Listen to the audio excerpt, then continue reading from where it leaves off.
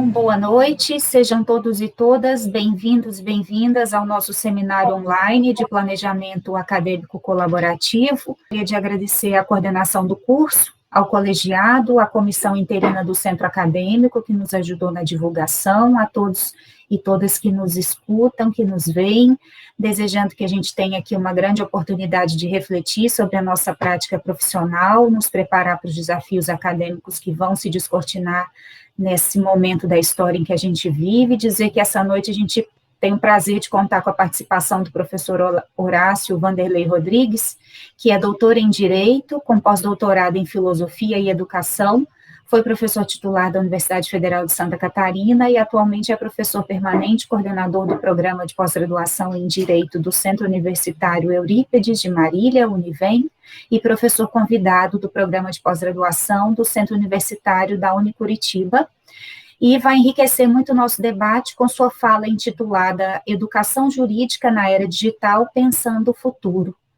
Professor Horácio, em nome do nosso curso, eu agradeço imensamente sua disponibilidade e gostaria que o senhor soubesse que sua participação muito nos honra e fortalece o nosso planejamento.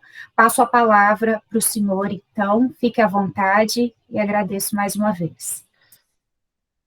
Bem, vou agradecer o convite na pessoa da Aline, né, que foi quem fez o contato inicial comigo. Já conheço a Aline há alguns anos. O mais prático é fazer uma exposição não muito alongada sobre as novas diretrizes curriculares e o que elas trazem de necessidade de inovação, pensando na educação do século XXI, para a era digital, Sociedade 4.0, seja o nome que a gente quiser dar a essa nova situação, e que depois a gente tenha um tempo para conversar, que eu possa escutar as questões sobre as quais vocês gostariam de aprofundar ou tirar dúvidas, e a gente possa ter um momento maior, né, de troca de informações e de ideias. Com relação às diretrizes, eu vou fazer um destaque sobre quais são as principais questões que mudam nas diretrizes e encaminhar, eventualmente, algumas propostas. A primeira questão que muda nas diretrizes é a importância que elas dão ao perfil. O perfil sempre foi algo que esteve lá no projeto pedagógico, usando a expressão popular, né, para inglês ver. A gente escreve um perfil bonito para o nosso egresso, e esse perfil, ele, no mundo real, na prática, ele não é... Quero botar aqui, quero enxergar todo mundo. Tá? Na prática, esse perfil é desconsiderado. A maioria dos professores nem sabe que existe perfil, a coordenação não considera, ou seja, o perfil está só no papel. A questão é que nas diretrizes curriculares o perfil aparece em dois momentos, gerando uma exigência que é a seguinte. Quais são as duas situações? Primeiro, o dispositivo que trata dos planos de ensino nas diretrizes, eu acho que é o artigo, eu não sei se é o artigo 2º, acho que é o artigo 3º, parágrafo único, não me recordo de cor, ele estabelece que todos os planos de ensino devem expressamente dizer qual a contribuição daquela disciplina ou atividade para o atingimento do perfil. Ou seja, todos os professores, o plano de ensino terá de ter um espaço específico no qual esteja expresso o objetivo, a vinculação do conteúdo e daquela disciplina com o perfil do egresso. Qual é a contribuição daquela disciplina para o perfil do egresso. Então, o perfil deixa de ser algo decorativo na atividade de cada professor. E o artigo 10, que trata da avaliação, ele também estabelece que o perfil é o parâmetro de avaliação que deve ser utilizado em todo o sistema avaliativo. Ou seja, o sistema de avaliação nas disciplinas e o próprio sistema de avaliação institucional deve considerar se o curso está conseguindo atingir os seus objetivos em termos de desenvolvimento daquele perfil. Então, o perfil ele deixa de ser algo decorativo para ser o meu caminho. Na verdade, o curso ele tem que ser pensado gradativamente em função do perfil. Isso vai exigir que o curso tenha clareza de perfil e que depois o planejamento de cada passo do curso considere perfil e, em termos de perfil, estruturando as competências que vão ter que ser trabalhadas em cada disciplina, em cada atividade, em cada semestre. A outra mudança que a gente tem é no plano dos conteúdos. E os conteúdos nas diretrizes eles estão dentro de 3 ênfases formativas, que é a ênfase formativa geral, a ênfase formativa técnico-jurídica e a ênfase formativa técnico-profissional. Técnico-profissional não, prático-profissional. Vou começar pela do meio, que é a técnico-jurídica. Nessa área é onde a gente teve menos mudanças. Embora nós tenhamos 3 conteúdos novos obrigatórios, não há grandes alterações. Quais são os 3 conteúdos novos que se tornaram obrigatórios? Teoria geral do direito, mas a maioria das instituições ou já tinha teoria geral do direito ou tinha introdução ao estudo do direito. Então, na realidade, eu torno obrigatório algo que praticamente todos os cursos já tinham. E eu não estou tornando obrigatória a disciplina de teoria geral do direito, eu estou tornando obrigatório o conteúdo de teoria geral do direito. Então, se eu tenho a cadeira de IED, e dentro do IED é dado o conteúdo de teoria geral do direito, não precisa ser, eu não preciso que toda a IED esteja voltada à teoria do direito, a teoria geral do direito terá que ser trabalhada em algum momento do curso. Outro conteúdo que se tornou obrigatório é direito previdenciário. Direito previdenciário nem todas as instituições tinham, então esse conteúdo terá que ser trabalhado. De novo, não é obrigatório ter a disciplina, eu posso ter o conteúdo dentro de uma outra disciplina. Algumas instituições já tinham o direito previdenciário trabalhado dentro do direito do trabalho. Vou explicar. O direito de trabalho 1, que é o direito individual, normalmente direito de trabalho 1 é direito de trabalho 1 é direito individual do trabalho. O direito individual do trabalho, ele realmente tem uma carga horária, ele precisa de uma carga horária maior, normalmente ele precisa de 4 horas semanais. Mas o direito coletivo do trabalho é um direito que normalmente 4 horas aula é possível se trabalhar direito coletivo do trabalho em menos tempo, vamos colocar dessa forma. Então, muitas instituições acabam trabalhando o previdenciário junto com o direito coletivo do trabalho. Por que eu estou colocando isso? Porque, na realidade, as nossas grades elas são meio restritas. Para a gente ficar botando muito conteúdo novo, a gente tem que cortar em algum lugar, ou tem que encaixar em algum lugar, ou teria que aumentar o tempo de duração. Aumentar o tempo de duração nas particulares tira aluno, e nas públicas seria um problema porque não tem como contratar mais professor. Ou seja, se aumentar um ano de curso, o governo não vai te dar professor para mais um ano de curso. Então, você também dá para pensar mesmo nas públicas, que você não teria o problema de perder aluno, mas você teria o problema de você não ter mão de obra para tocar um curso maior. Então, na realidade, o que eu percebo nas públicas é que as públicas estão, nesse aspecto pelo menos, seguindo as particulares e trabalhando com carga horária mínima, exatamente em função, principalmente agora que a gente, não sei se nós teremos concurso de professor durante este governo, então a própria reposição, ela fica tanto complicada, né? Em determinadas regiões do país, eu acredito que isso ainda se torna um pouco mais difícil se você for exigir titulação de você conseguir levar professores. O terceiro conteúdo que entra como obrigatório nas diretrizes são as soluções, as formas consensuais de solução de conflitos. E aí eu vou fazer uma observação, até uma observação mais ampla. Na verdade, as formas consensuais de solução de conflitos, elas não entram apenas como um novo conteúdo no inciso 2º do artigo 5º. As formas consensuais de solução de conflitos, elas aparecem 4 vezes nas novas diretrizes. Eu diria que é o tema, o segundo tema de maior preocupação das diretrizes.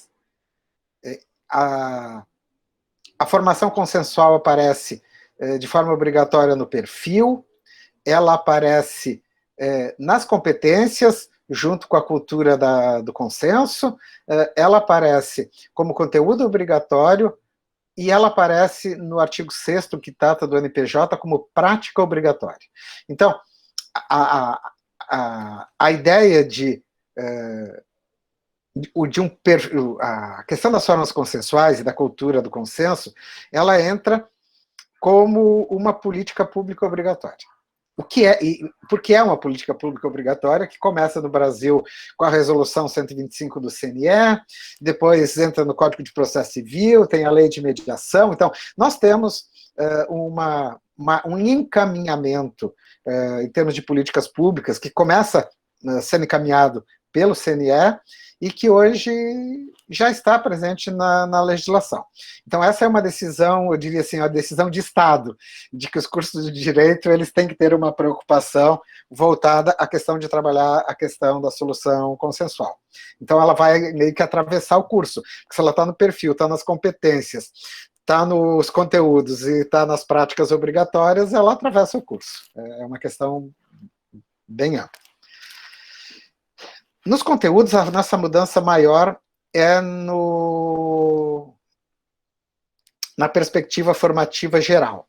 Na perspectiva formativa geral, nós tínhamos, nas diretrizes anteriores, 8 conteúdos obrigatórios. Antropologia, economia, sociologia, política, filosofia, ética, história, psicologia. Eram 8 conteúdos no total que apareciam na lista obrigatória das diretrizes de 2004.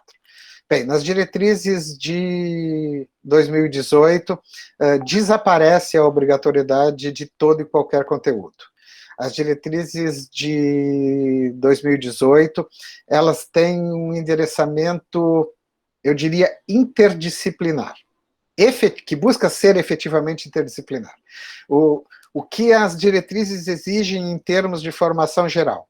Que o curso de Direito trabalhe 3 perspectivas.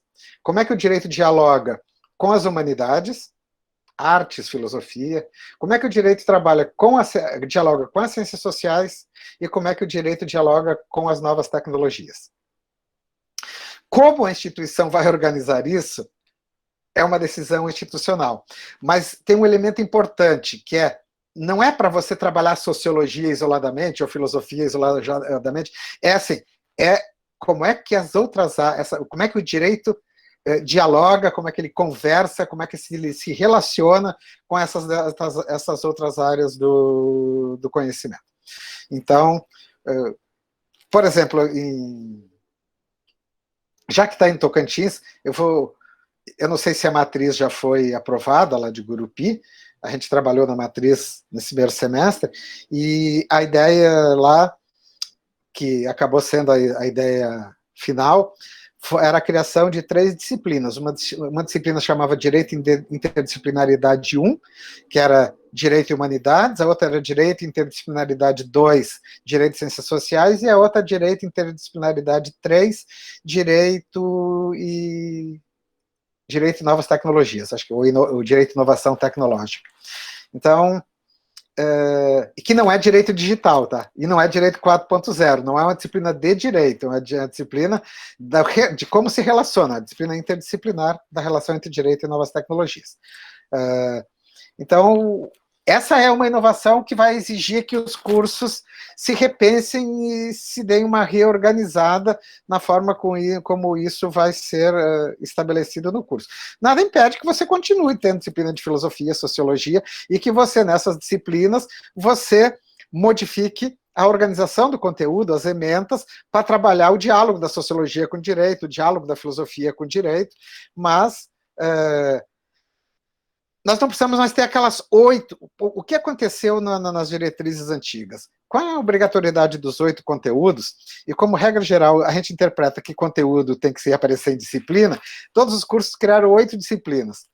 E o que acabou acontecendo é que a gente tem 2 horas de antropologia, 2 horas de psicologia. Assim, nós temos um currículo multidisciplinar com pequenas cargas horárias destinadas a cada um desses conteúdos, sem que esses conteúdos dialoguem entre si e dialoguem com o direito. A ideia das diretrizes é forçar que realmente as instituições repensem essa perspectiva no plano da interdisciplinariedade e não da multidisciplinariedade, como normalmente foi feito até agora.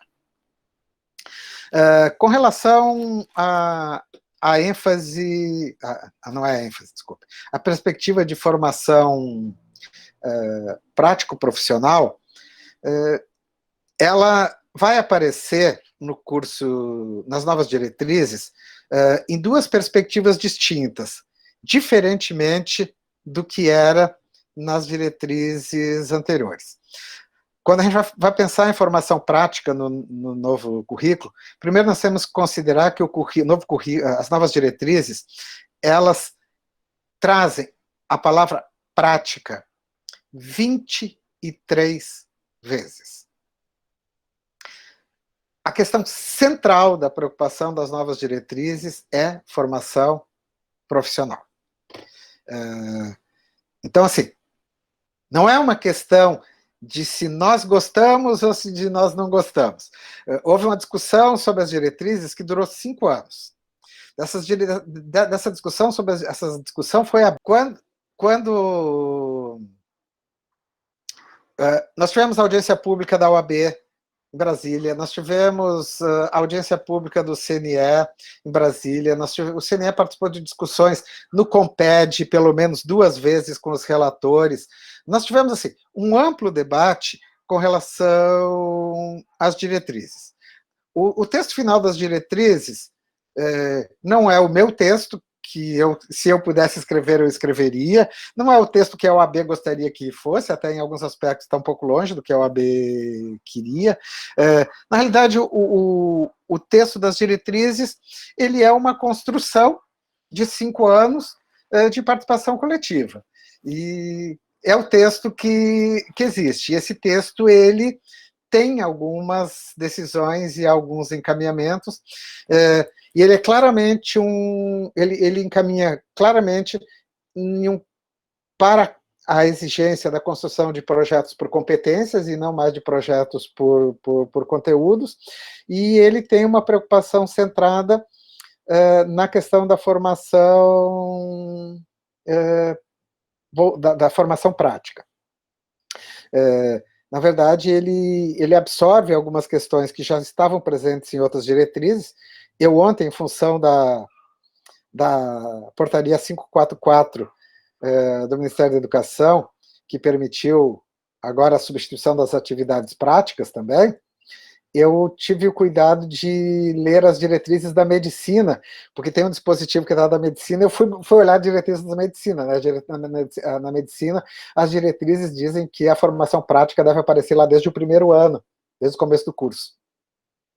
A minha filha faz medicina e depois de 30 dias de aula, ela estava já no posto de saúde acompanhando o atendimento de uma médica, e durante os 4 anos da formação teórica dela no curso de medicina, ela de 15 em 15 dias esteve no mesmo plano de saúde acompanhando o atendimento da médica. Começa só assistindo e gradativamente vai tirando pressão, vai tirando temperatura, há um processo gradativo, porque no 5º ano eles entram no internato, né?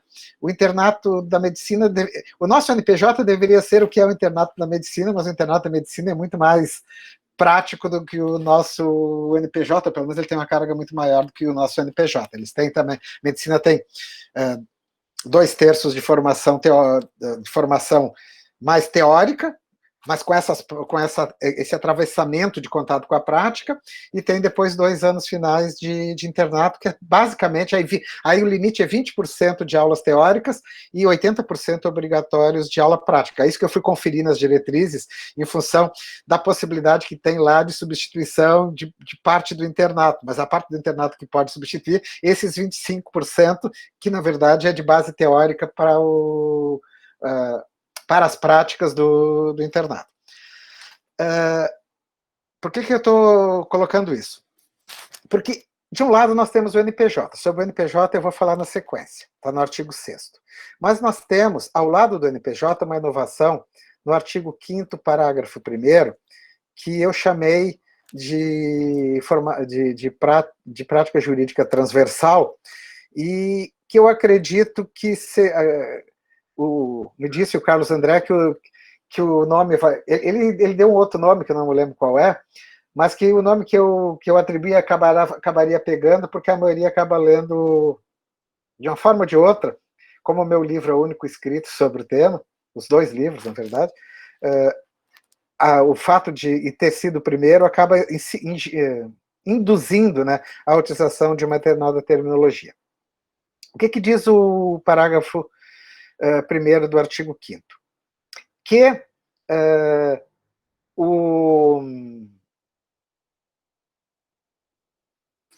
a formação prático-profissional e a solução de conflitos e a solução de... Deixa eu ver o texto integral, para a gente não... É melhor ler o texto em algumas situações para não... As atividades de caráter prático-profissional e a ênfase na resolução de problemas devem estar presentes nos termos definidos no PPC, de modo transversal em todas as 3 perspectivas formativas.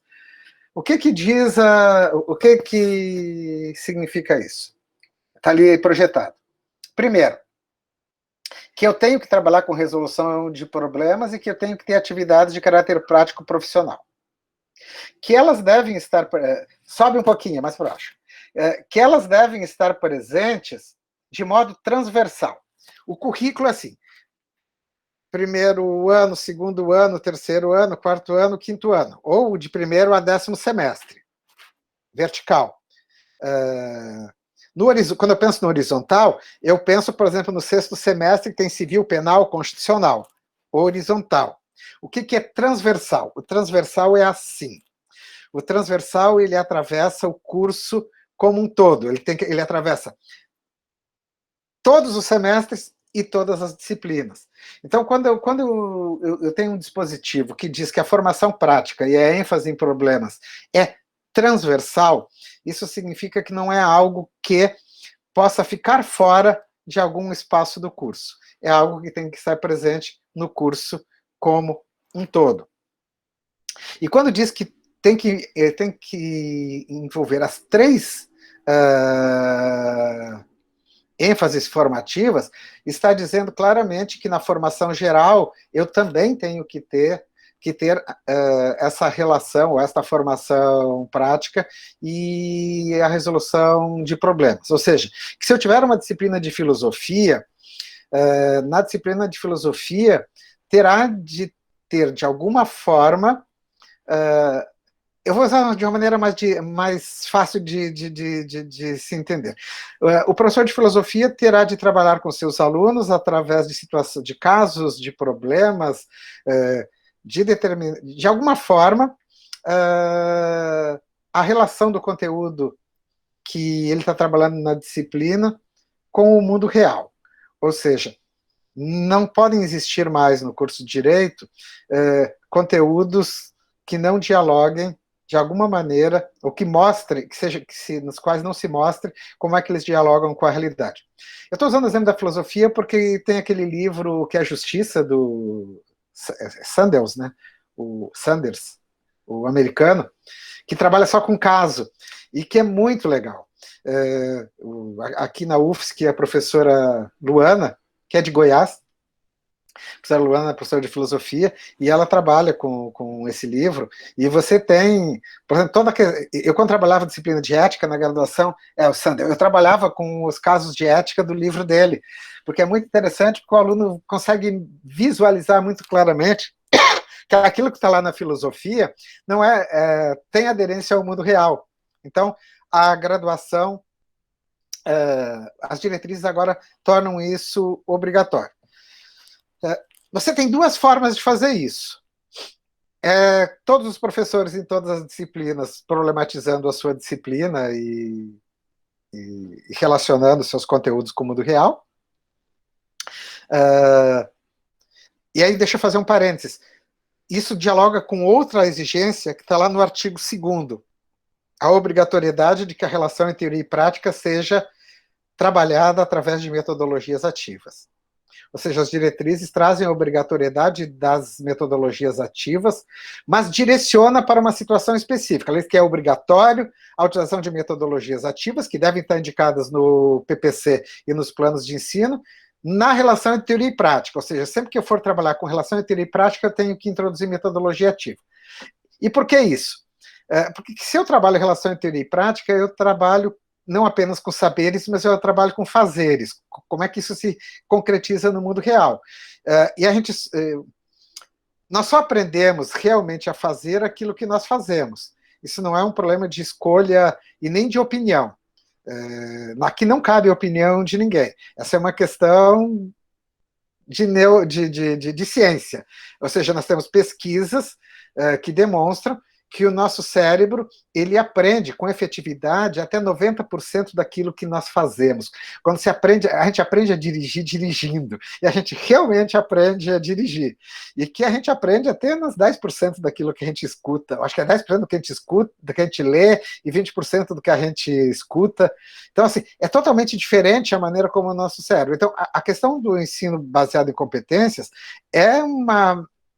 ela está baseada em ciência, não está baseada em opinião. Fazer um parêntese, né? A gente, no dia a dia, hoje nas redes sociais, a gente vê o mal que a gente se guiar pelas opiniões faz ao mundo, né? Como a gente tem que passar a dar mais valor ao conhecimento científico em detrimento do que eu chamo de axiologia, de pseudociência e do aprendizado meramente opinativo. Então, assim, o desenvolvimento de competências... deixa eu fazer um link aqui. Nós temos diretrizes que estão centradas na ideia de desenvolvimento de competências. O desenvolvimento de competências está vinculado à formação prática, a formação para fazer, a fazeres e não apenas a saberes, a relação entre saber e fazer. E as metodologias ativas entram nesse processo porque elas são os instrumentos mais adequados para que eu possa efetivamente desenvolver as competências e trabalhar essa relação, esse caminho que vai do saber teórico à sua aplicação no mundo real.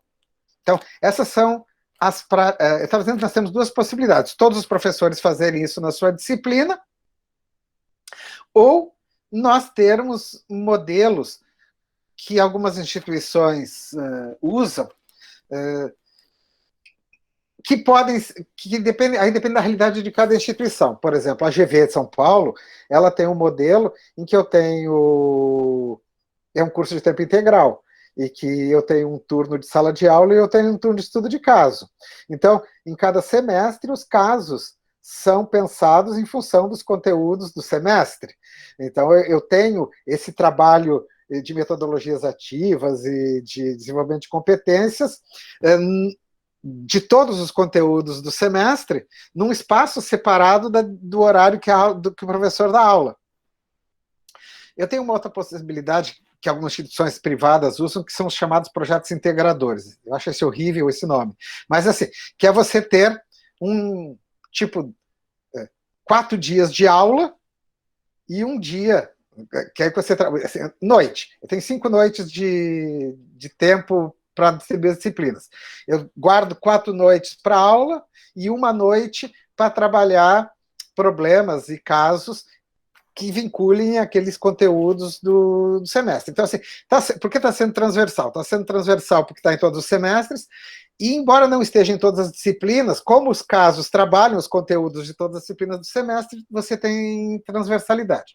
Você tem outras possibilidades, como a medicina fazem alguma... Eu não conheço isso estando no curso de Direito, mas nos cursos de medicina que trabalham modelo híbrido, PBL com PBL, modelo híbrido, né, com parte em PBL, eles têm grandes disciplinas, e a disciplina tem mais de um professor.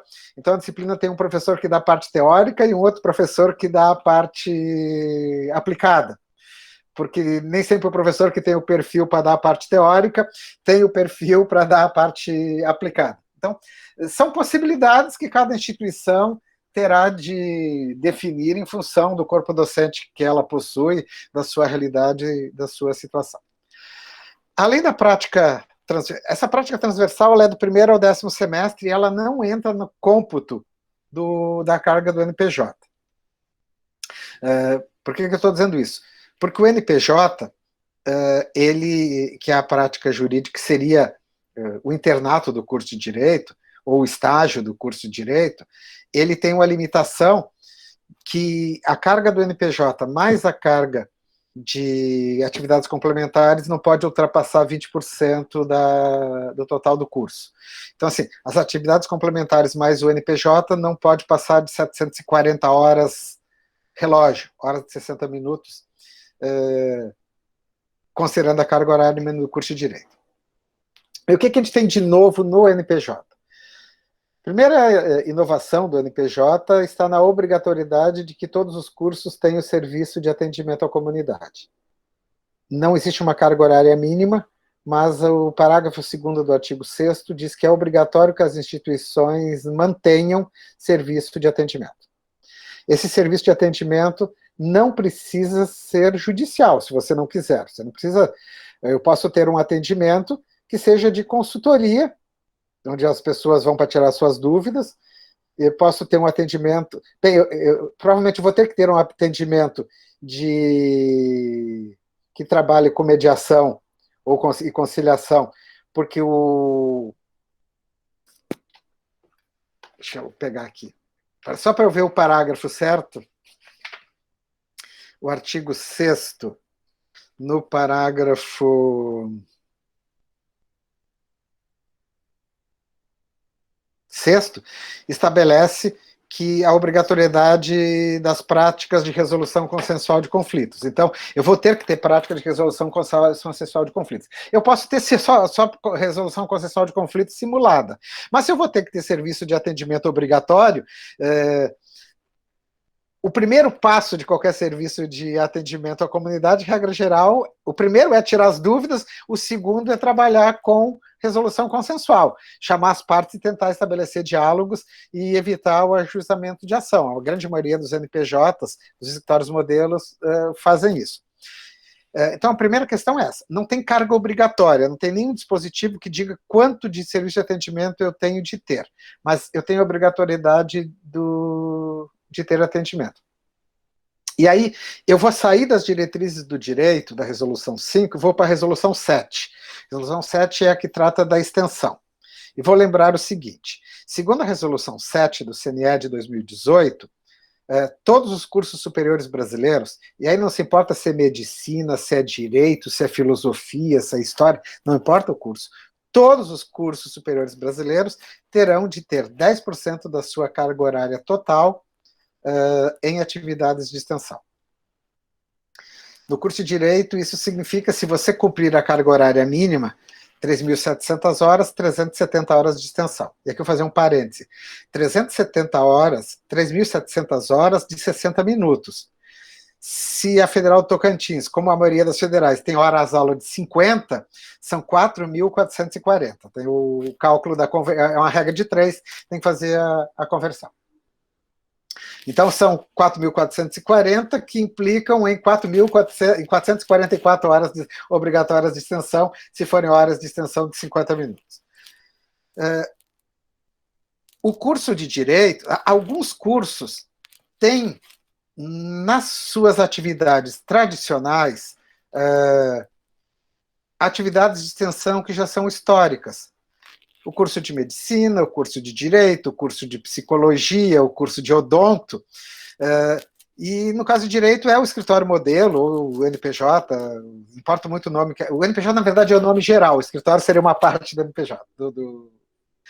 Então, me parece que o ideal é que as instituições aproveitem o máximo de carga horária que elas puderem de atendimento à comunidade do NPJ, para não terem problema com o cumprimento da extensão. Não é tão simples assim você cumprir 440 horas de extensão. Então, quanto maior carga horária eu tiver no NPJ, eu posso ter tudo no NPJ. Na verdade, o NPJ me permite, se eu quiser, cumprir toda a carga horária de extensão no NPJ. Lá em Gurupi, por exemplo, o NPJ vai começar no 5º semestre. No 5º semestre vai trabalhar com orientação, no 6º já vai começar a trabalhar com mediação, e só vai pensar em ajuizamento de ação a partir do 7º ou 8º semestre. Ou seja, a gente colocou a disciplina de mediação no 4º semestre, para que o aluno no 5º semestre já pudesse ter noção de mediação e conciliação, porque isso é uma matéria na qual porque para ser mediador você não precisa nem ser formado em direito, então não há um impedimento, ela não é uma questão na qual você tenha que ter um domínio maior de conteúdo jurídico. Então é perfeitamente possível que a gente organize um NPJ mais longo, começando antes, e com isso eu estendo a carga horária do NPJ. Eu diria que a gente, regra geral, cria um atrativo para o aluno que gostaria de ter um acesso à formação profissional já mais antecipada e resolve, em parte, a questão da extensão. O que mais a gente tem de novidade no NPJ? A gente tem a obrigatoriedade de ter prática de processo eletrônico. Isso pode ser real, se houver peticionamento, se eu tenho peticionamento eletrônico, e também posso trabalhar com NPJ virtual. Hoje você tem NPJs virtuais, onde você tem todo o sistema de peticionamento e acompanhamento de processo simulado, em que o aluno aprende de forma... como a gente faz com o estudo de caso, ou com outras situações simuladas, eu posso ter situações... existem...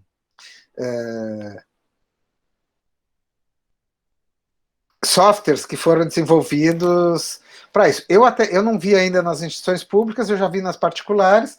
Isso tem um custo, né? Você tem normalmente que comprar o aplicativo, mas ou a instituição pode desenvolver seus próprios aplicativos, ou você pode ter, de repente, convênios com o Tribunal de Justiça. Aí a instituição terá de ver exatamente como ela resolve. E nós temos também a obrigatoriedade da prática de tutela coletiva, que entrou nas diretrizes. E aqui eu diria que a obrigatoriedade de que os alunos aprendam tutela coletiva no curso de graduação impõe a obrigatoriedade de nós termos prática simulada. Porque não tem como eu atender a todos os alunos em ações civis públicas, por exemplo. Não há demanda possível para atender todo o leque de alunos do curso de Direito em processos coletivos reais. Então, me parece que a gente vai ter de ter prática simulada e vai ter que ter de prática real. Nós vamos ter que ter ambas as práticas. As diretrizes permitem que eu terceirize parte das minhas práticas, ou seja, que eu possa validar os estágios feitos em escritório, poder judiciário, defensoria, etc. O problema é que quando eu terceirizo, eu reduzo a minha carga de extensão, porque eu valido para o aluno uma carga que ele fez fora, mas que não é extensão, que é estágio. E aí, com isso, ele não cumpre uma carga de extensão que ele poderia cumprir na instituição. Então, a instituição tem de pensar se é positivo permitir ou possibilitar o aproveitamento de estágios externos. Por quê? Porque eu posso aproveitar os estágios externos nas atividades complementares, ou seja, nada impede que eu atribua essa carga. O aluno estagiou lá no fórum com um juiz. Contabilize isso em atividade complementar. O aluno não perde Quer dizer, perder ele nunca vai perder, porque eles vão fazer estágio, normalmente é estágio remunerado, eles têm um ganho de aprendizado. Porque eu quero dizer assim, às vezes o aluno diz, mas isso, eu vou fazer um estágio lá fora, isso não vai valer nada. Então, para resolver isso, uma das formas é a gente garantir aproveitamento disso lá nas atividades complementares. Eu acho que no plano da... Não sei se eu esqueci algo que era importante no MPJ, mas se eu esqueci, isso pode voltar depois na nossa próxima etapa de conversa. Outra modificação que nós temos nas novas diretrizes está no trabalho de curso. Pelas novas diretrizes, o trabalho de curso não precisa mais ser individual. Nas diretrizes anteriores, o trabalho de curso, que não precisa ser no último semestre, ele não é trabalho de conclusão, o trabalho de curso, ele tinha de ser individual. E acho que, nesse sentido, o trabalho de curso, ele me abre uma perspectiva imensa, que tá lá, que eu inclusive sugiro no meu livro, que é nós trocarmos o TCC por um trabalho de extensão. O que eu chamo lá de trabalho de pesquisa e extensão.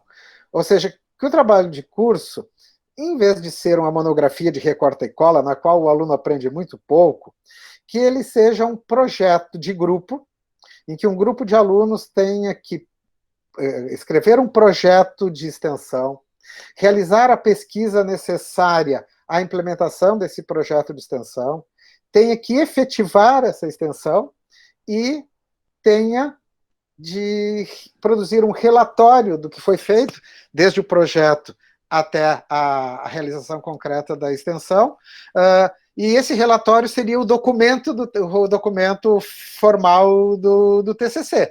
E eu aí posso trabalhar com 8, 10 alunos, dependendo do tipo de extensão que eu vou realizar. Eu acho que eu cumpro mais adequadamente a função social da universidade, eu cria um mecanismo para resolver o problema de cumprimento da falta do resto da carga, ou pelo menos de mais uma parte da extensão. Eu acho que pode ficar bastante interessante para os alunos, porque aí eu realmente trabalho com relação entre teoria e prática. Esse é o tipo de projeto que vai me obrigar a fazer pesquisa e depois botar em ação essa pesquisa. E acho que facilita um pouco também as orientações dos professores, porque em vez de eu orientar 10 TCCs diferentes, eu oriento um projeto de extensão. Que eu trabalho eu tenho orientação em grupo e não orientação individual. Eu tenho,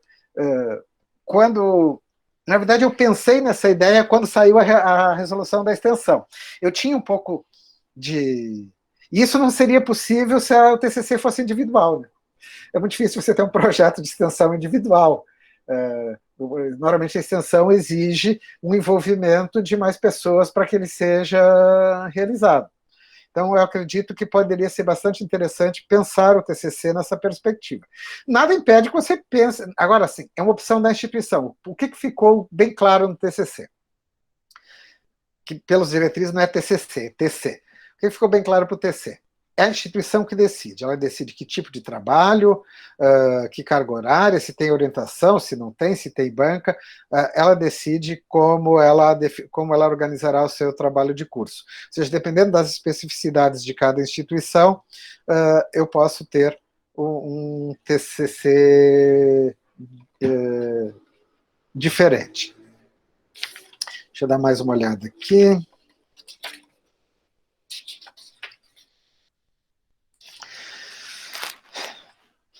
Os temas transversais. As diretrizes, isso não independe das diretrizes, mas, de qualquer maneira, as diretrizes, elas, no artigo 4º, acho que foi no artigo 4º,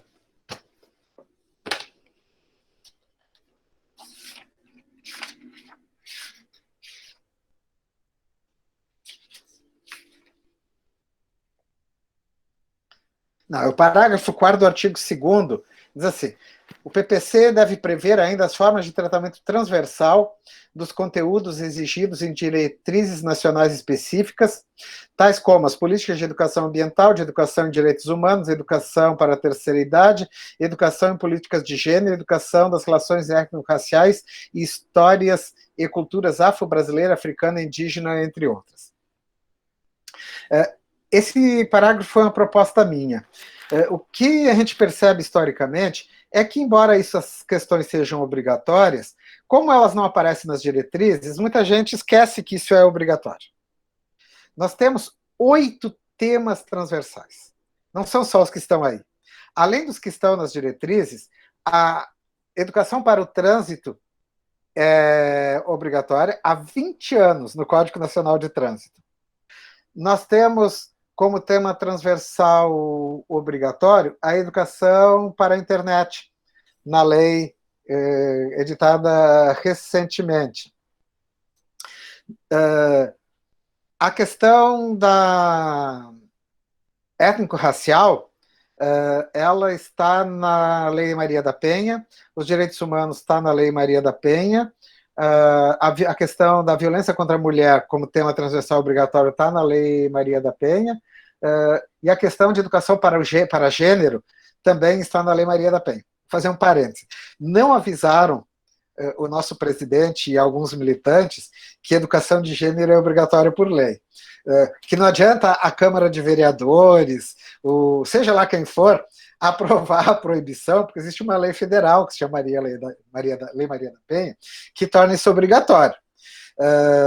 E que, para que isso deixe de ser obrigatório, só se revogar o dispositivo que está na Lei Maria da Penha, e eu acho muito difícil que houvesse ambiente no Congresso Nacional para uma revogação desse dispositivo, que é o mesmo dispositivo onde estão os direitos humanos e outros dispositivos. Então, nós temos um conjunto, a questão ambiental, que é muito clara, então, nós temos um conjunto de questões que não são disciplinares, não são conteúdos, que são eu chamo esse conjunto de temas que estão em legislações esparsas de educação para a cidadania. Todos eles são temas voltados à formação cidadã. Então, a instituição, e é tema transversal, lembra que eu falei lá, transversal, atravessa o curso como um todo. Então, a instituição terá que pensar como é que ela vai se preocupar no seu curso com a formação para a cidadania. Como ela vai, a cada semestre, em que conteúdos, em que disciplinas, de que forma essas questões vão ser colocadas, mas elas são obrigatórias. Vou dar mais uma olhadinha aqui no meu quadro para ver se tem mais alguma questão que eu acho que seria importante chamar a atenção. Bem, a extensão eu já falei, né, que é obrigatória agora. Nas atividades complementares a gente tem uma inovação, que as atividades complementares agora introduziram as questões culturais. Então, assim, é possível você validar, aproveitar nas atividades culturais atividades como produção de poesia, se você desejar, ou de romance, de cordel. Então, a instituição pode optar por validar nas diretrizes. No livro, inclusive, eu faço algumas sugestões, né? Alunos que fazem trabalho em UNG, que isso seja validado nas atividades complementares, aluno que tem produção artística, que isso seja validado. Então, que a gente procure verificar o leque de possibilidades que viabilize ao aluno aproveitar aquilo que ele já faz na sua vida real, que não fique as atividades complementares como aquele monte de certificado de participação de curso, que às vezes o aluno paga só para ter o certificado, para poder cumprir as cargas horárias, e talvez a gente pudesse tornar isso um pouco mais atraente. Acho que esse resumo cobre bem o que a gente tem de novidade, então... Boa noite a todos e todas. Tem mesmo. Primeiro, agradecer, professor, sua disponibilidade dentro de um dia tão atribulado como você já colocou, poder trazer essa expertise para a gente, né? E é como você disse, você já está atuando nessa área há muito tempo, né? Foi uma das pessoas que participou ativamente na construção das diretrizes curriculares, na ideia de diretriz curricular para curso de Direito, né? A primeira foi de 2004, a 1886, 94, né? 94. Então, desde então, vem acompanhando e, portanto, é uma referência mesmo, e muito das suas interpretações acabam ditando a própria interpretação da avaliação dos pares, né, e do próprio MEC dentro do curso, pela trajetória e pela produção, está sempre atual, e obviamente, também pela sua atuação. Então, nesse sentido, muitas coisas você já pôde esclarecer aqui. Uma das perguntas que eu tinha anotado antes era a questão do prazo, então é a gente aguardar, né? Colocar que nós já temos um novo PPC aprovado, que já foi feito acompanhando as votações de diretrizes curriculares. O PPC foi aprovado dia 3 ou 4 de dezembro, as diretrizes dia 18, mas quando elas saíram, a gente fez só adaptações menores, porque, em tese, ela já seguia uma lógica dessas novas diretrizes, né? Ele ainda não está vigente, e a nossa ideia, inicialmente, enquanto MDF, a gente vai discutir isso melhor no colegiado, é esperar passar esse momento para colocar um novo PPC em prática, porque ele vai mexer bastante, vai ter muitos desafios com relação às migrações dos alunos para as disciplinas, né? Então, a gente estava pensando nisso, vamos ver como é que a coisa vai andar, tá? Então, assim, o que eu queria colocar aqui, tentar ser bem breve, primeiro, com relação aos conteúdos da perspectiva formativa de âmbito geral, né? O primeiro nível de perspectiva formativa aqui, a formação geral.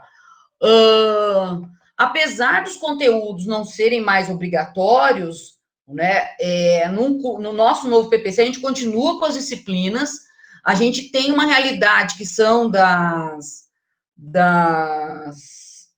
federais, que é um corpo docente estável, né? E, portanto, a gente tem que trabalhar também dentro dessa realidade. Não é igual a particular, que você pega as diretrizes e aí vai atrás de professor para adaptar aquelas diretrizes, né? A gente tem que tentar e fazer um meio de campo. E nós temos, dentro do colegiado, um número bastante expressivo de professores de formação de outras áreas que não sejam do direito, né? Sociólogos, filósofos.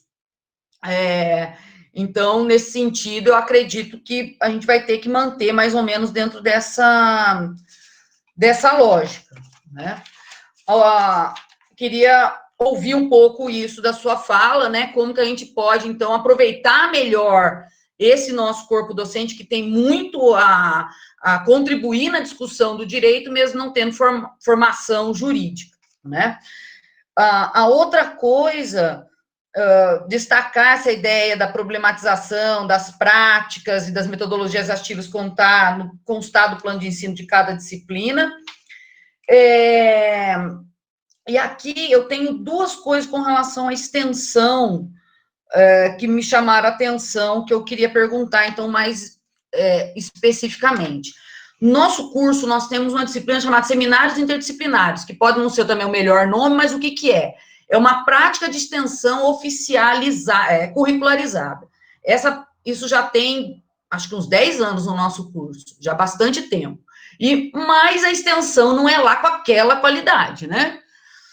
Muitos eventos, menos projetos, é uma coisa que não é fácil de desenvolver como um todo. Então, a gente tem uma carga horária importante, cada disciplina dessa é de 60 horas, apesar de ser disciplina, ela não tem pré-requisito, ela junta alunos de todos os semestres, né? E as 3 disciplinas é isso, é para realizar extensão, tá certo?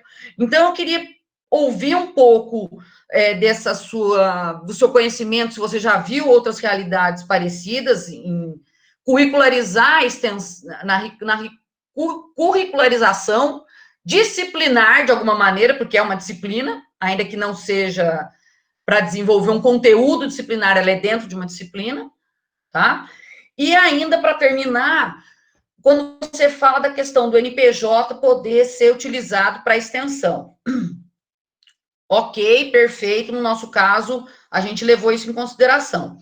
A gente tem 4 semestres de NPJ no escritório modelo. Só que 2 desses semestres o aluno pode fazer em estágios conveniados.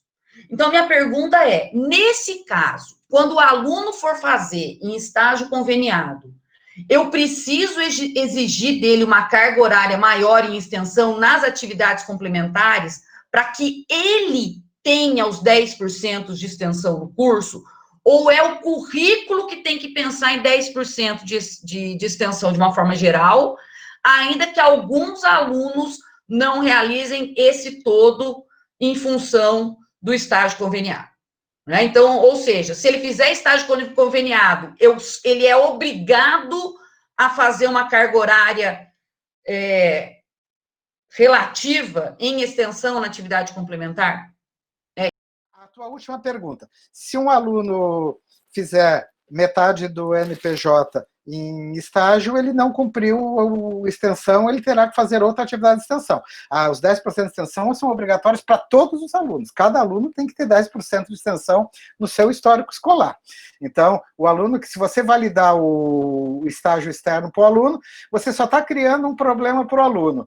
O aluno você terá um problema para você e para o aluno. Você terá que oferecer projetos de extensão para ele complementar a carga horária, e um problema para ele que terá que buscar cumprir essa carga horária que ele já podia ter cumprido no NPJ. Com relação à curricularização da extensão mediante disciplinas, não, isso não é o que vocês têm aí, existe em várias instituições brasileiras e será a opção de algumas instituições, inclusive no sentido de ter pequenas disciplinas de extensão obrigatórias durante o curso inteiro, tipo, já vi instituição pensando em 10 disciplinas de 20 horas, uma por semestre para extensão. Só que tem um detalhe que tem que ser considerado aí, Aline. Evento não é extensão quando é para a própria comunidade interna. Ou seja, organizar a Semana do Direito não é extensão. A extensão é relação da... Só está envolvida em extensão as pessoas que estão envolvidas diretamente na relação da instituição com a comunidade. Então, se for organizado um evento para a comunidade, os alunos que organizaram esse evento para a comunidade terão feito extensão, exclusivamente eles. Agora, semana jurídica não é extensão, semana jurídica é ensino. É aula, é palestra, não tem nada de extensão. Não tem relação de mão dupla, de troca com a comunidade. Se você puder me relembrar as outras questões que você perguntou. Não. Deixa o microfone aberto. Desculpa, era só mais uma, que era a questão de compatibilizar não só o eixo de formação, não é mais eixo, né? A perspectiva de formação geral e as demais perspectivas formativas com a questão de um corpo docente engessado, específico, né? Que tem suas características tanto na área também jurídica, mas especialmente um número expressivo de professores que não têm formação estritamente jurídica ou especificamente jurídica. Aline, deixa eu te fazer uma pergunta. O sistema de vocês é departamental ou é por curso? Como é que funciona? É por curso. É por curso. Então, vocês têm um contingente de professores que não são da área de direito vinculados a vocês? Sim, um número bastante expressivo. Nós temos, eu acho que cerca de, pelo menos cerca de 1/3 dos professores. Vamos convir que 1/3 de professores não graduados em direito no curso de direito é uma disfunção do sistema. Se eu tenho um curso de formação profissional, eu ter 1/3 dos professores de um curso específico formado por professores que não têm formação na área é um problema histórico gerado pela própria instituição. Então, vocês têm um problema que eu não sei como vocês vão resolver. Até porque você tem que ter uma situação, um contexto de realidade, que se você não começa a mexer nessa situação, e você permanece, você não mexe na matriz porque você tem professor, depois você abre concurso porque você não mexeu na matriz, e isso vira um círculo vicioso. De outro lado, eu acredito que o fato que esses professores, eles também, se você, a questão da extensão, dos seminários de extensão e das práticas de extensão, elas podem absorver, em parte, a carga horária desses professores. Assim como me parece que, se nós pensarmos no NPJ em uma prática mais interdisciplinar, talvez alguns professores... Por exemplo, se eu aumento o NPJ, se eu passo a ter um NPJ mais pensado em formação em mais formação para o diálogo, se eu penso... o pessoal que tem formação em psicologia, sociologia, filosofia... Outra coisa, eu sei que em algumas... Eu não quero brigar com o pessoal da filosofia, tá? Eu fiz mestrado, doutorado em filosofia e o pós-doutorado em filosofia. Mas existe uma coisa chamada filosofia clínica, ou seja, é possível, inclusive, pensar em implementar algo mais no campo, dentro do NPJ, utilizando parte desses professores. Então, eu acho que é uma riqueza também. De um lado, você tem um problema, de um lado, você tem uma riqueza. Você tem um corpo docente extremamente plural, que pode te permitir pensar no campo da extensão e no plano das práticas, algo que não fique na mesmice das práticas e da extensão só formada por direito. Então, acho que o curso vai ter que articular de forma criativa, talvez de enxugar um pouquinho as disciplinas e ver e direcionar um pouco, pelo menos uma parte da carga horária desses professores, para as atividades de extensão, trabalhando de forma interdisciplinar, e no NPJ, começando o NPJ antes, e criando mecanismos de atendimento e de orientação que não fiquem naquela mesmice do atendimento jurídico.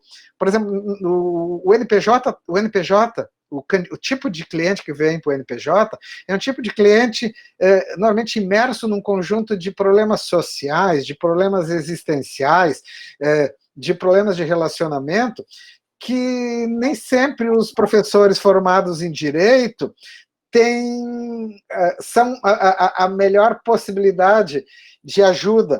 Então, talvez você ter uma maior participação dos professores formados em outras áreas dentro do NPJ poderia te permitir aproveitar a riqueza que tu tem no curso e, ao mesmo tempo, dar uma mexida. E eu quero fazer esse link com uma outra questão, que eu acabei não tocando. Quando a gente pensa em mercado de trabalho, assim, vamos ser realistas. E nós temos que ser realistas. Nós trabalhamos nas federais com alunos, em grande parte, carentes. Muitos desses alunos ainda são os primeiros na sua família a ingressar num curso superior. Eles carregam não apenas a sua expectativa de formação, mas a expectativa de ascensão social, não só deles, mas às vezes de um grupo familiar. Então, garantir a esse aluno uma condição de ingresso no mercado de trabalho é uma responsabilidade, porque esse aluno tem que sair do curso superior em condições de passar no concurso, ou de passar no exame de ordem, de alguma maneira, e trabalhar em ONG, os perfis são os mais variados, mas esse aluno tem que estar preparado para ingressar no mercado de trabalho, para que ele não se frustre.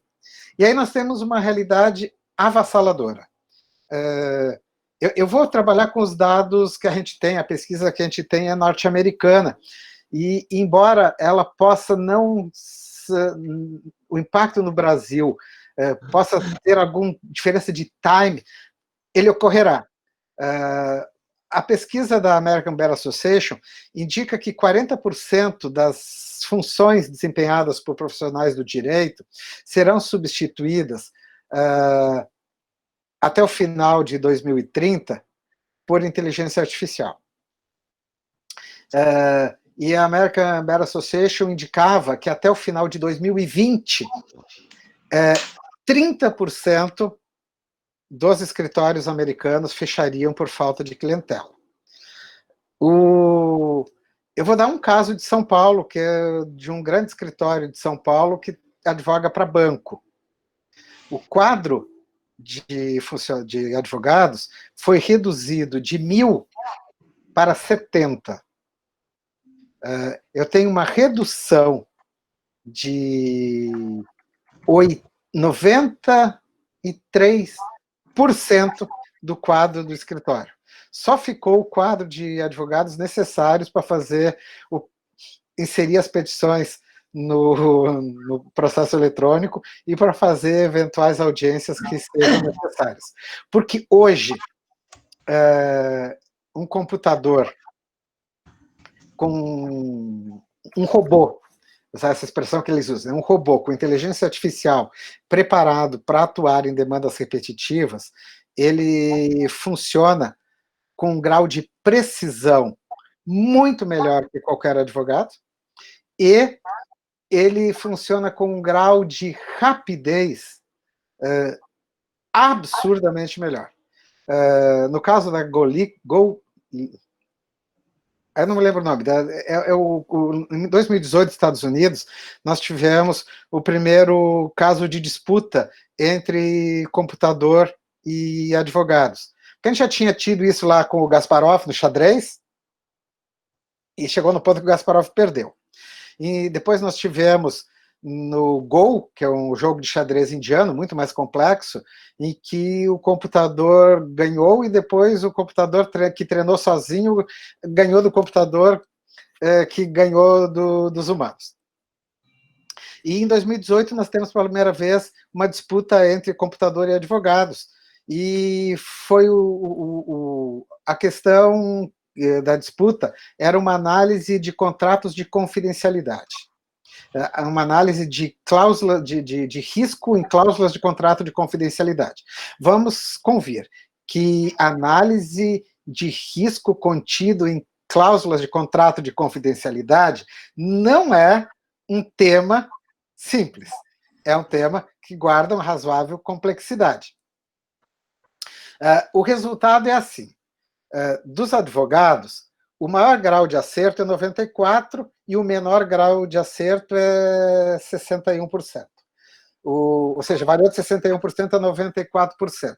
O tempo que os advogados demoraram para responder foi em torno de 1 hora a 2 horas e pouco. O grau de acerto do computador foi de 94% e ele demorou 4 segundos. Ou seja, o melhor advogado da disputa, um único advogado, conseguiu fazer no mesmo tempo que o computador, mas ele demorou 2 horas. O computador demorou 4 segundos.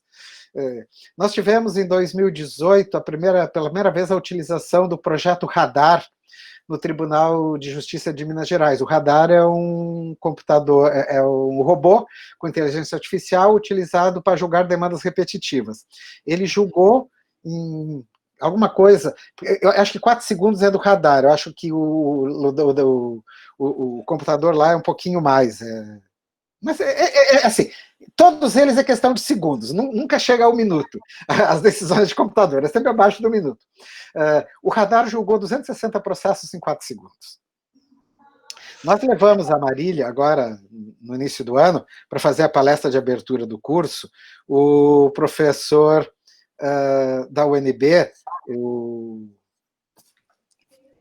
deixa eu ver se o Fabiano Hartmann. O Fabiano coordena o mestrado e doutorado da UNB, e o Fabiano foi quem coordenou a construção do projeto Victor. O projeto Victor é a inteligência artificial, ou o robô de inteligência artificial do STF, que hoje assessora, neste momento ele trabalha só na assessoria da presidência do STF, num determinado tipo de demanda. Ele reduziu a análise de ingresso lá de 2 horas para questão de segundos.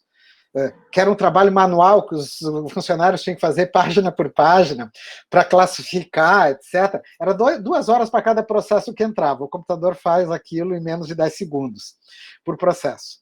Então, assim, nós teremos uma redução imensa no mercado de trabalho, e não adianta dizer que não vai. Aqui eu vou dizer uma coisa que eu disse lá antes: aqui não cabe opinião. É ciência. Nós já temos computadores substituindo juízes. A Estônia será o primeiro país do mundo a ter juízes computadores.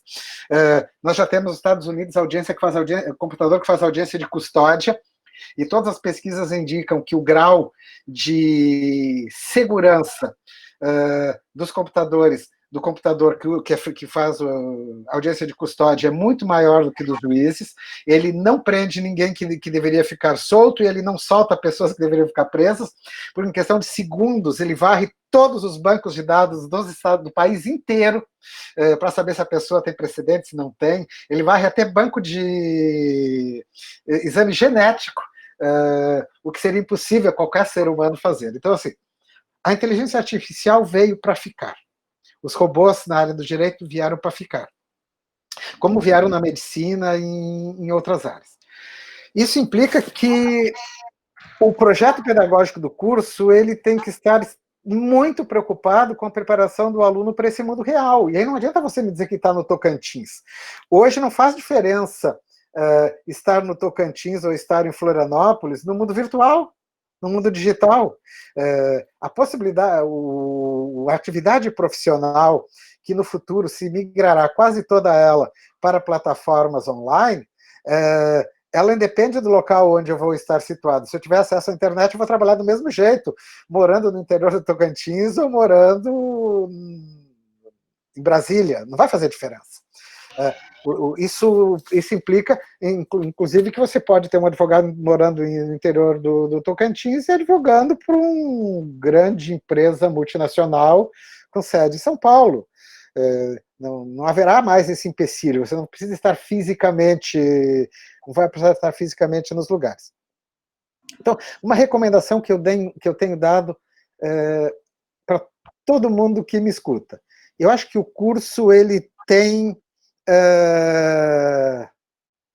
de ter pelo menos 3 disciplinas ou 3 espaços voltados a essa questão. Um primeiro espaço que trabalhe a questão da revolução digital. O que é transformação digital, sociedade 4.0, etc. E esse é um conteúdo que dá para trabalhar nas disciplinas de filosofia, de sociologia, ou seja, é claro que tem que buscar, tem que se atualizar, mas assim, há toda uma discussão e tem que buscar as pessoas que estão trabalhando essa temática, e não basta trabalhá-las apenas sob um prisma crítico, tem que ver quais são os impactos disso no campo econômico, chamada economia 4.0, como isso chega lá na educação 4.0, então é necessário você trabalhar conceitualmente o mundo digital. É necessário que os alunos tenham acesso tenho noções mínimas de prática. Prática de programação, de análise de dados, que é algo que talvez só o pessoal da TI possa dar. Mas isso é uma questão central que é necessário. Os alunos, hoje já uma das questões centrais na discussão. Hoje já os grandes especialistas dizem, eu estou falando de grandes especialistas em educação jurídica, principalmente um inglês que trabalha com esse tema, eles entendem que trabalhar programação no curso de Direito se torna indispensável. Porque, por exemplo, se eu não compreender como é que uma determinada inteligência artificial separa processos, estabelece precedentes e decide, eu não tenho como argumentar que, por exemplo, que aquela inteligência artificial é racista, porque ela foi treinada com a base de banco de dados, na qual a maioria era negro, e essa inteligência artificial, ela não é a inteligência artificial que é racista, é o banco de dados que foi utilizado para treinar essa inteligência artificial, levou ela a ter uma posição racista, ou machista, ou sexista. E essa é uma das grandes discussões hoje no campo dos softwares jurídicos, é o fato de que, como nós temos determinadas características nos nossos bancos de dados, se não houver um cuidado nos bancos de dados que eu utilizo para treinar a inteligência artificial, eu produzo aplicativos que reproduzem os vícios dos juízes humanos no campo da inteligência artificial. E não há como você, no curso de Direito, hoje, não trabalhar direito digital, ou seja, como é que o direito trabalha a questão das fake news, como é que o direito trabalha a questão da liberdade de expressão, como é que o direito trabalha o direito autoral, como é que o direito trabalha o direito com relação à propriedade intelectual na área de software. Existe um campo novo na área do direito. Então, é necessário que nós tenhamos, que os nossos alunos tem uma perspectiva desse novo mundo, porque é nesse novo mundo que eles vão trabalhar. Eles vão se formar daqui a 3, 4, 5 anos, numa realidade já totalmente diferente da de hoje, e eles vão estar no mercado de trabalho pelos próximos 50 anos. Não adianta eu continuar formando meu aluno para uma advocacia do século XX. Essa advocacia do século XX está falida. Ela não tem mais como se perpetuar a longo prazo. Nós continuaremos tendo escritórios tradicionais? Continuaremos. Continuaremos porque há determinadas demandas que têm um grau de subjetividade que exige o atendimento mais personalizado, que é o caso do direito de família, criança e adolescente, tem problema da adoção, as questões de direito penal, mas a grande parte do mercado de trabalho está no campo das demandas repetitivas que vão deixar de existir.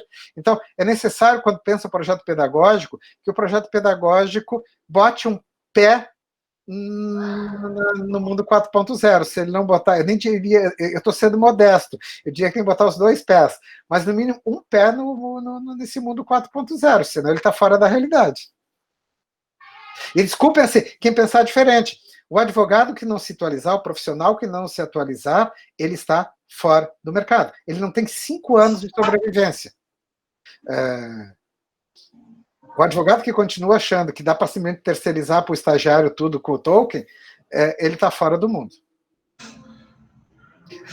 Por quê? Obrigado, porque eu vou ter uma redução de mercado de 40%. É isso que indicam todos os dados no mundo inteiro. Alguém vai dizer assim, então vou indicar para meu filho não faça direito. Não te preocupa. Na área de contabilidade, a redução do mercado de trabalho é de 98%, 95%. O direito está entre as 5 áreas que menos pedem mercado de trabalho. Exatamente porque nós temos na área do direito um elemento chamado subjetividade, que faz com que o direito não consiga ser substituído pela máquina na mesma intensidade que eu consigo substituir um contador, onde é praticamente quase tudo substituível pela máquina. E só nessa observação, uma coisa que me chamou a atenção, o Fabiano Hartmann, me chamou a atenção na fala dele. Ele disse, por exemplo, nós temos hoje mercados de trabalho que pagam 3, 4 vezes mais e para as quais nós não temos profissionais formados. Quer um exemplo? Treinador de robô com inteligência artificial. Porque esse robô que vai decidir, ele precisa de um jurista para treiná-lo, que é um pesquisador, que não precisa nem ter OAB, mas que tem que ter um domínio de conceitos. Como é que foi feito o Victor? O Victor foi feito por 4 profissionais da área do direito e de 20 a 24 da área de TI. O pessoal de TI que desenvolveu toda a plataforma e o pessoal de direito que foi o que selecionou e treinou. A expressão foi essa, treinar inteligência artificial. E hoje tem escritórios que estão contratando pessoas para desenvolver seus próprios aplicativos para que o escritório utilize. Então, você tem um campo imenso, por exemplo, para profissionais da área do direito, que dominem, que consigam dialogar adequadamente com a área de TI, com o novo mercado de trabalho, que não existia antes, que está surgindo agora, e que paga muito mais. Então, nós também temos o surgimento de novos mercados de trabalho. Nós temos o mercado na área de compliance. Compliance é uma área nova, que está se abrindo. Então, assim, existem novos mercados. O curso tem que ser capaz também de perceber esses novos mercados e abrir o espaço no curso para a formação dos alunos já para esses novos mercados, não permanecer apenas formando para mercados de trabalho que já estão saturados ou que vão deixar de existir. E aí eu me estendi demais, né? Mas eu tinha que falar sobre a questão digital. Ainda temos 10 minutos, professor. A professora Graziela quer fazer uma pergunta curta. Pode falar, Graziela. Deixa eu abrir aqui, porque eu gosto dos olhos nos olhos, né? Professor, como que a gente faz uma ponderação entre esse mundo que é fascinante da inteligência artificial, da inovação, das plataformas digitais, de um mundo, né, que não tem limite de tempo e espaço, e as questões mais básicas e elementares do direito que ainda não estão atendidas, sobretudo na nossa realidade tocantinense, que a gente não pode deixar de considerar, que são as questões dos povos indígenas, que são as questões ainda de discriminação de gênero, de altos índices de violência, do encarceramento em massa, enfim, todas essas problemáticas que o Brasil conhece, que a América Latina toda conhece, nós temos aqui e temos algumas peculiaridades com comunidades quilombolas e indígenas com uma certa relevância. Então, como a gente faz essa ponderação, né?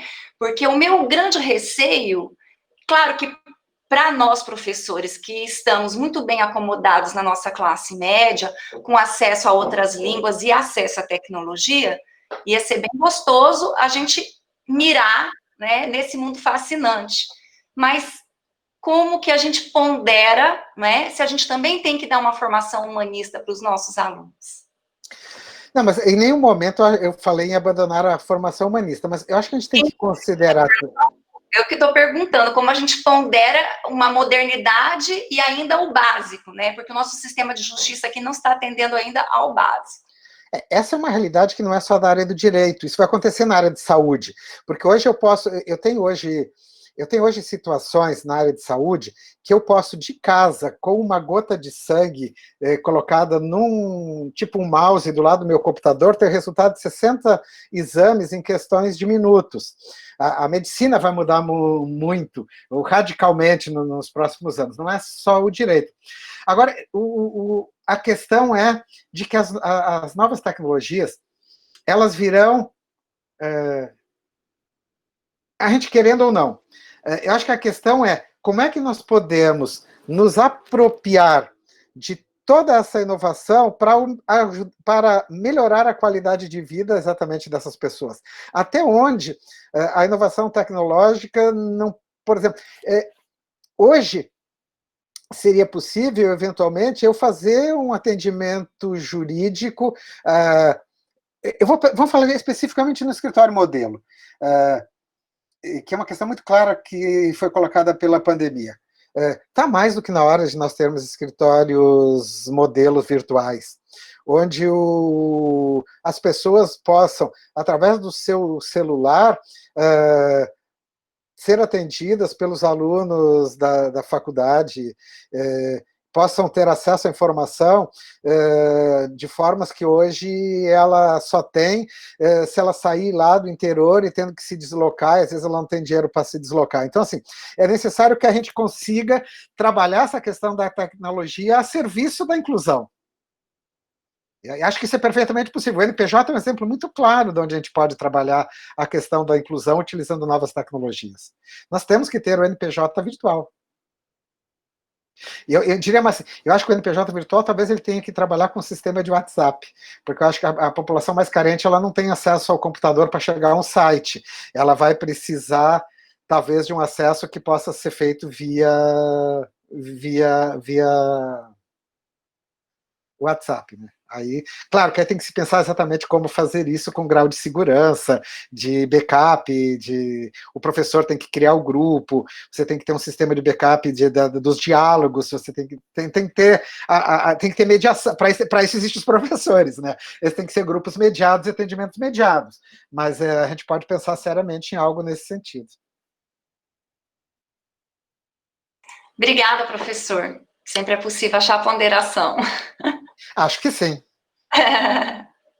Professor, eu sei que o seu tempo está apertadinho, mas eu queria só que o senhor abordasse de uma forma um pouquinho mais detalhada, quando o senhor trabalhou a questão do TC na modalidade do projeto de extensão, a minha questão tem curiosidade possibilidade, porque eu sou a coordenadora do trabalho de TCC aqui do Direito, e na modalidade, e aí o senhor colocou como trabalho final o relatório. Seria na modalidade, numa perspectiva de modalidade de relatório técnico, ou o relatório de apresentação do trabalho, ou elaboração de trabalho? Não ficou claro para mim, só mesmo para a gente ir amadurecendo essa possibilidade, né, com essas novas diretrizes de extensão que estão surgindo para nós.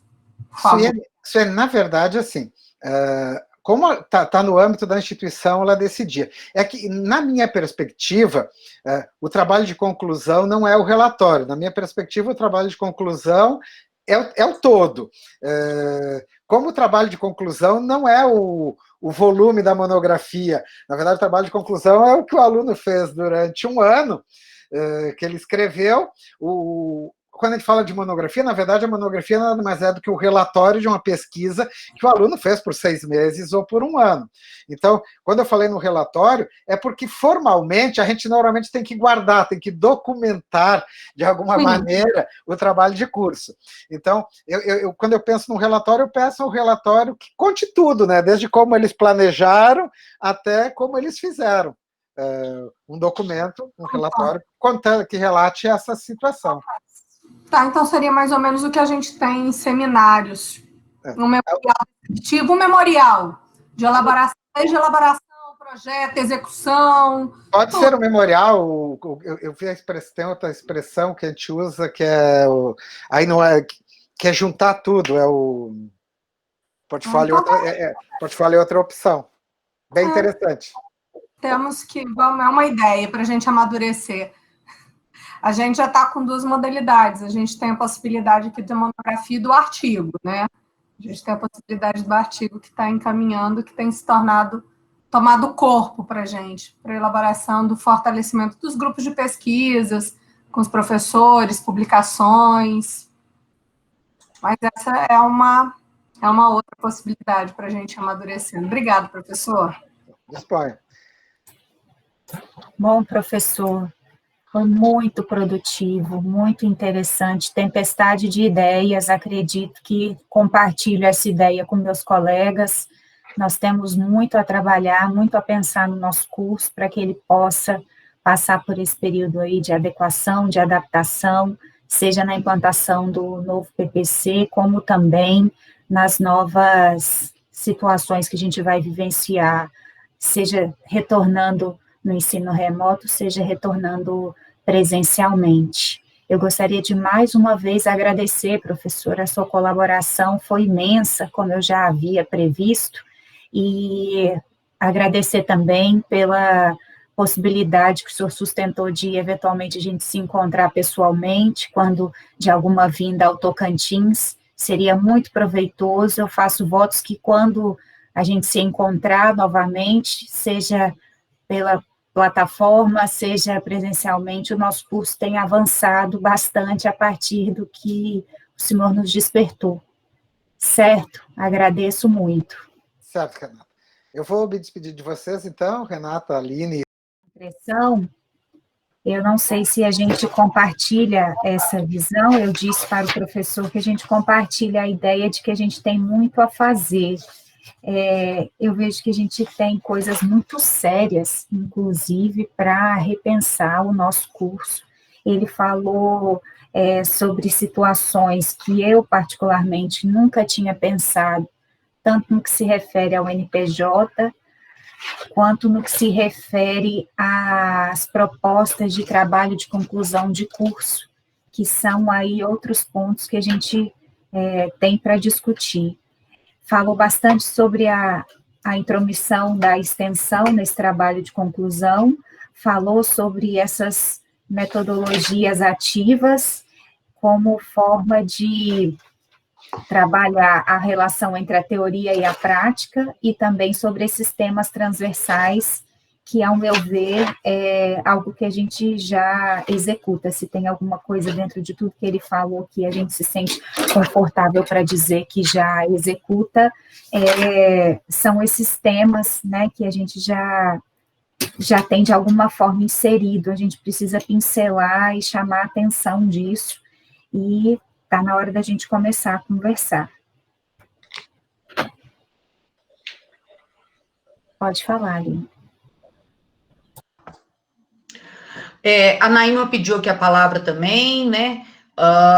Acho que a gente pode passar daí para todo mundo que quer, mas só colocar assim, qual que é a nossa ideia com relação aos seminários, que foi já apresentado na reunião de colegiado, sofreu algum ajuste, o NDE propõe, na verdade, que sofra algum ajuste para nós continuarmos. Então, a ideia é toda segunda-feira termos um especialista para conversar conosco, hoje foi o professor Horácio, semana que vem o professor Júlio, da Federal da Bahia, depois o professor Osnilson, hoje tivemos a confirmação do professor Saulo para falar de trabalho de conclusão de curso e pesquisa, viu, Suiene? Da UFG. Então, assim, a ideia é que segunda a gente possa ter essa fala de um especialista, na quarta a gente tem uma reunião entre nós, né? E aí, qual que é a nossa proposta para essa reunião de quarta-feira?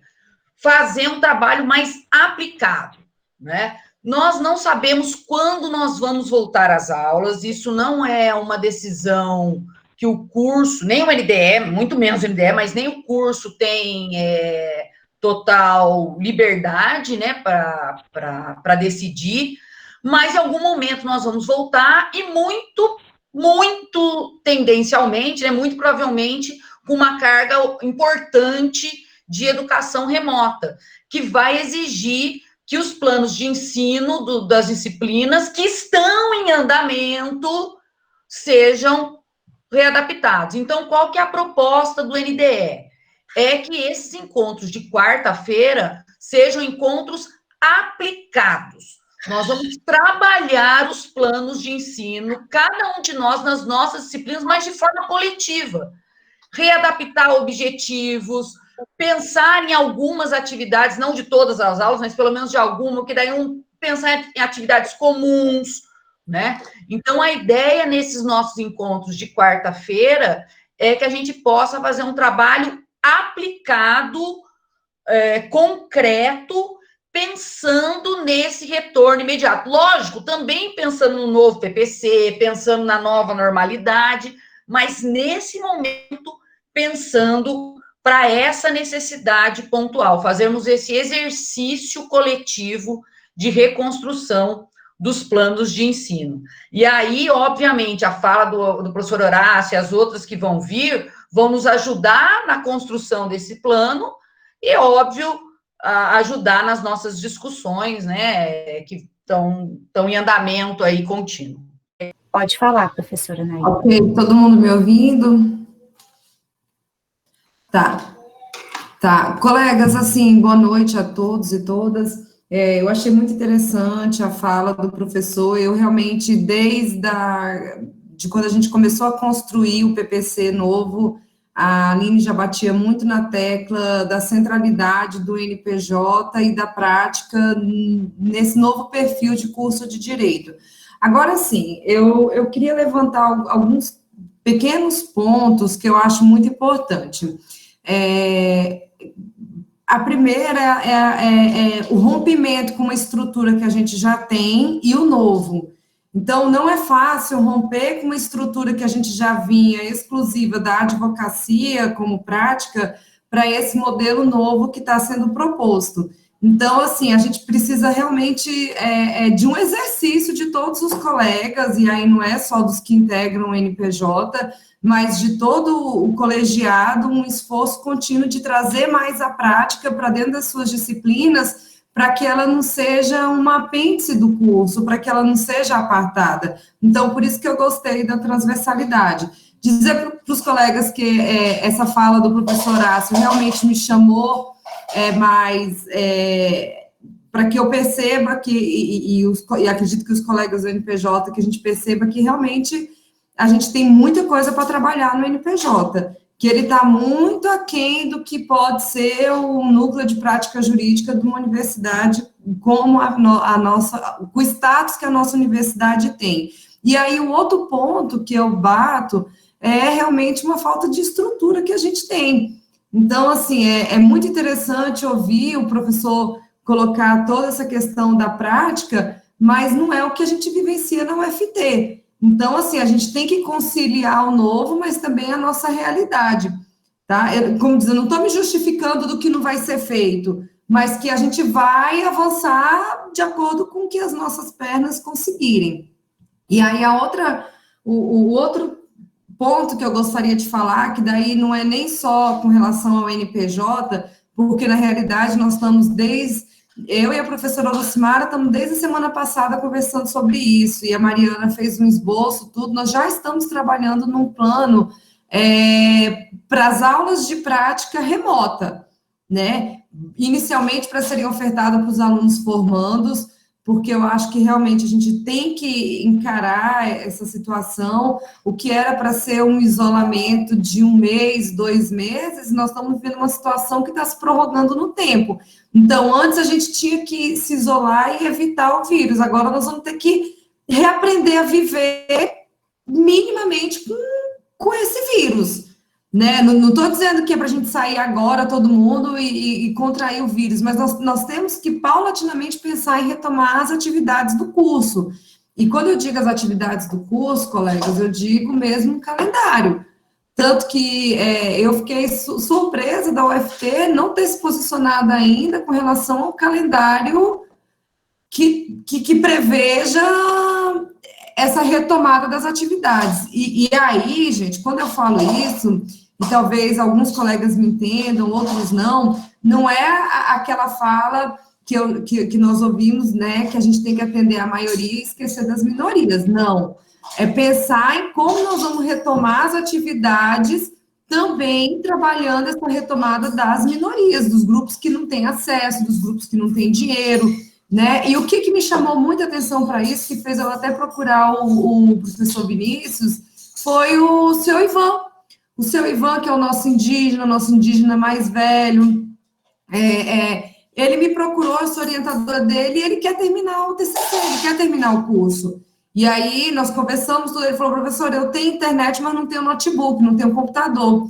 Então, assim, a gente vê que os alunos também estão querendo uma retomada das atividades. E aí, eu vou trazer a experiência que a gente fez no curso de pós-graduação, eu e a professora Aline, em que sentido? De que nós não vamos passar 4 horas, por exemplo, no meeting, falando para os alunos.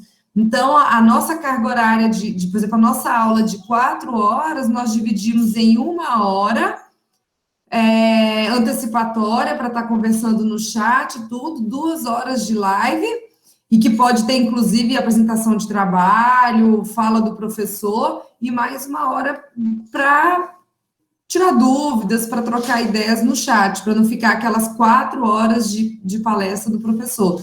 Então, assim, a gente repensar o curso, que a gente... É assim, colega, nós temos que retomar. Nós vamos ter que retomar, e eu fico muito chateada, porque o IFTO deu modem. Não sei se essa informação está totalmente correta, colegas. Quem tiver uma intersecção com o IFTO, corrija ou me ajude. Mas o IFTO conseguiu proporcionar modem de internet para os alunos, e a UFT parece que não está se mexendo, não está se mobilizando. Então, assim, vamos pensar nisso, né? É só isso, colegas. Obrigada, professora Renata. Naima, só uma coisa, a IFTO fez isso mesmo, teve uma bolsa e tal, mas acabaram, no final, suspendendo o calendário também, viu? No final, não avançou isso, eles voltaram atrás, mas sim, teve teve algumas tentativas aí. Agora eu não sei como é que tá, só para informar. O professor Vinícius pediu a fala.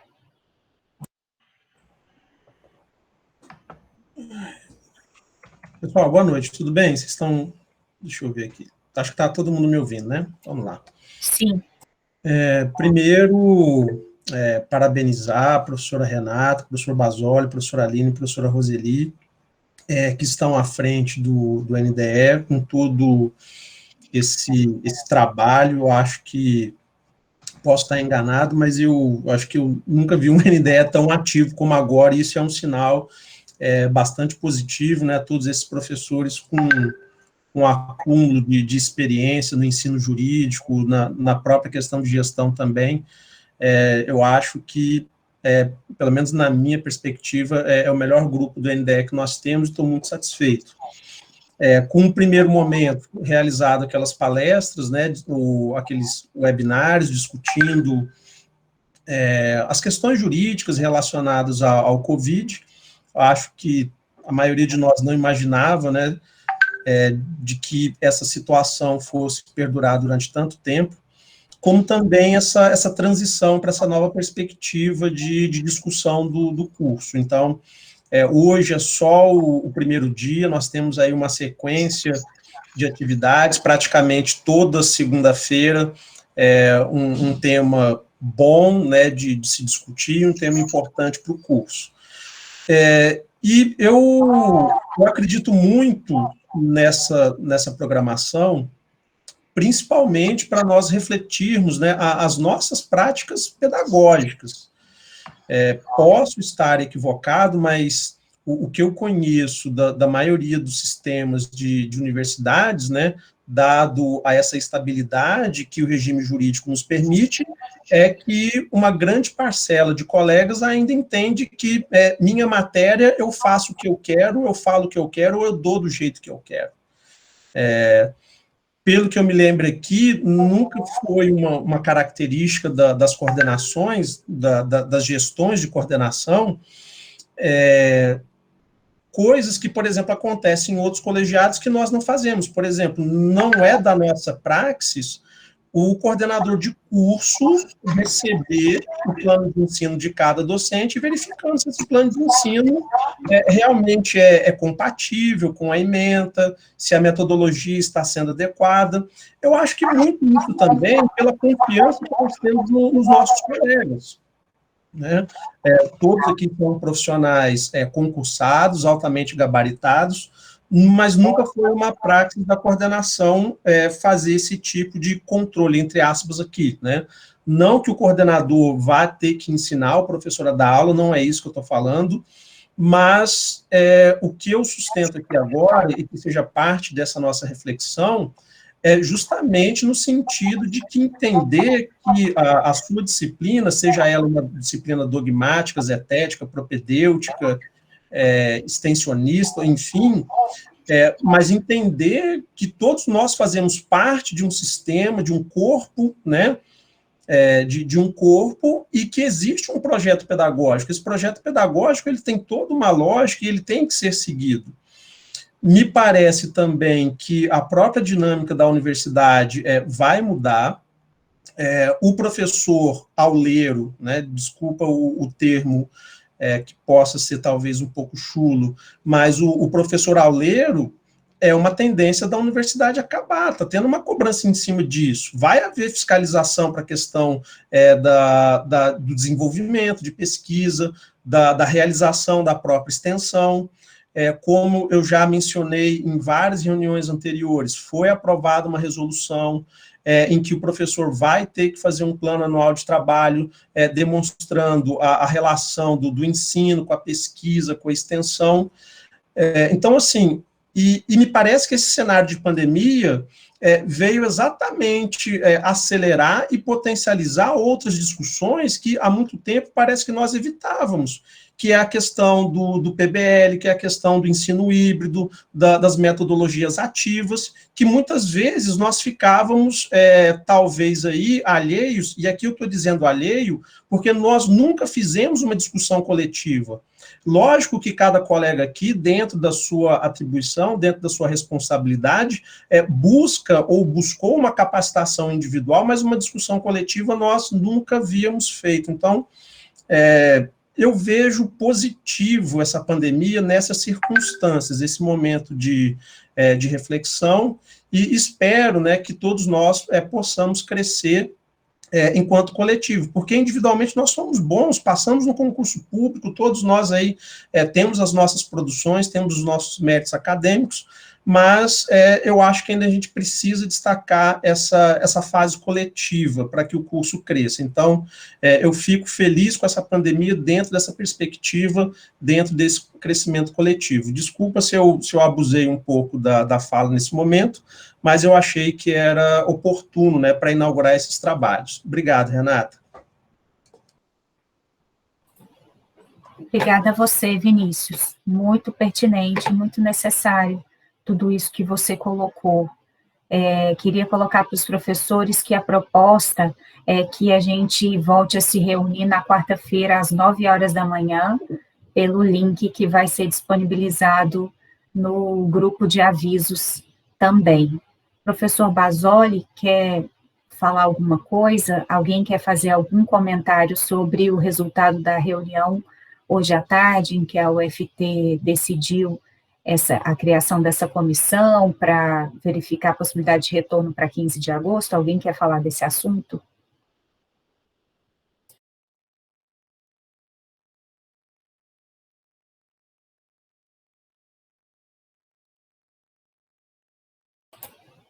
Não vi ninguém habilitando.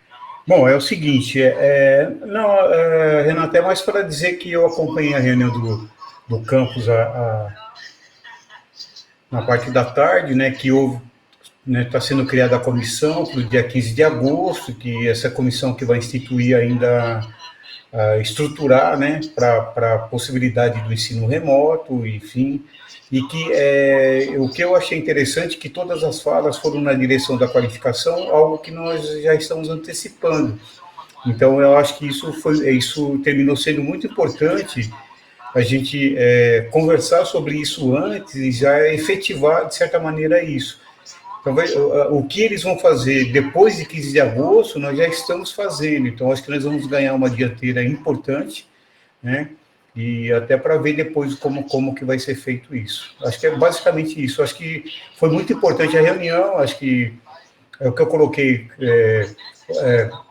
posições divergentes, a favor e contra, enfim, mas, de qualquer maneira, um posicionamento bem aberto. Acho que é legal, porque tem... Agora, o que todo mundo está sentindo falta é realmente uma posição institucional, né, a reitoria se posicionar, enfim... De qualquer maneira, eu acho que basicamente isso, né, queria dizer. Obrigada, professor.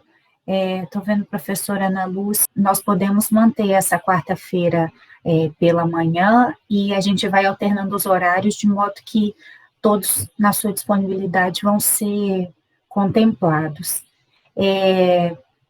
Mais alguém quer fazer uso da palavra? Mais alguém quer falar?